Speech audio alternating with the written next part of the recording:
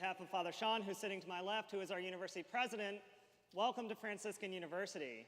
It's good to have you here for this weekend and this conference to come before the Lord and to experience His love and His grace in your life, to experience God's renewal in your own hearts. Hopefully you're not too tired from your bus rides and your travels, 7 hours plus, I think, for some of you here, as the deacon said to me in the vesting room while we were getting ready, to experience that love of God. I had a fairly easy commute to get here. I just rolled out of my bed and walked down the hill. I live here, and I get to work here at the university. I work in the chapel, and I teach a little bit in the history department.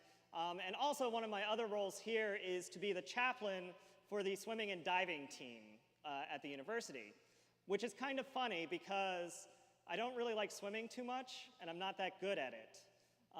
It might go back to a point in my life where we were on a family vacation about 7 or 8 years old, and we were going to the hotel pool. I don't even remember where we went for vacation, but I remember as a little kid going to the hotel pool. My parents were getting my little brother and sister ready to get into the pool. They had kind of had their backs turned. So myself, as an excited little kid who sometimes got ahead of himself, decided since I was ready to get into the pool, I'd just jump in.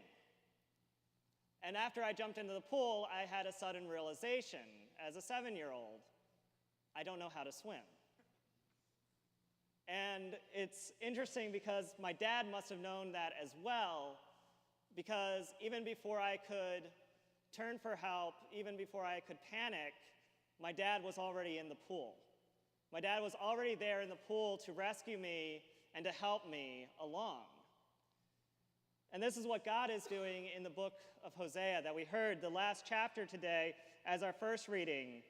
The Lord saying, "Return, O Israel, to the Lord your God. You have collapsed through your guilt." The whole book of the Hosea, the prophet of Hosea, says, basically his whole message was, God is reaching out to us to call us back to himself, to return to the Lord our God.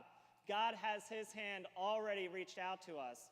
God is already in the pool to rescue us and to be with us, to be with the people Israel, to give them a new beginning, a new start. That we who can come before the Lord can make straight our paths and can experience God's great love for us, that the Lord can heal us, that the Lord rescues us, that the Lord wants us to have a relationship with him. The Lord wants us to be a sheep, a member of his flock, that we can declare his praise.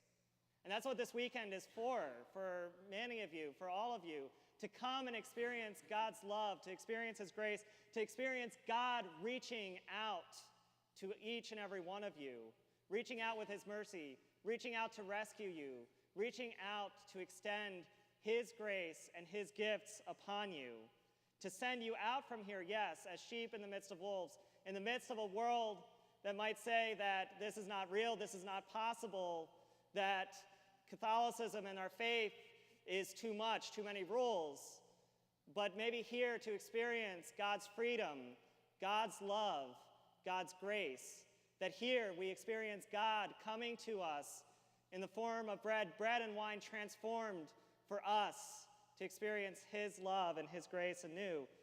The message of the prophet Hosea alive in our lives, that God reaches out to us to rescue us, to save us, so that from the rising of the sun to its setting, a perfect offering may be made to his name, and that God's glory is revealed in our lives. My prayer and my hope for you this weekend is that you experience God's freedom anew in your life, that you may have that new beginning, that fresh start with the Lord, a Lord who wants to have a personal and deep relationship with you, a God who created you and loves you so much that you may experience his love for you, his hand reaching out to you, him rescuing you in your time of need. God our Father, who gave his Son for us to know that we are set free from our sins, that we are forgiven, and that he calls us to that personal relationship.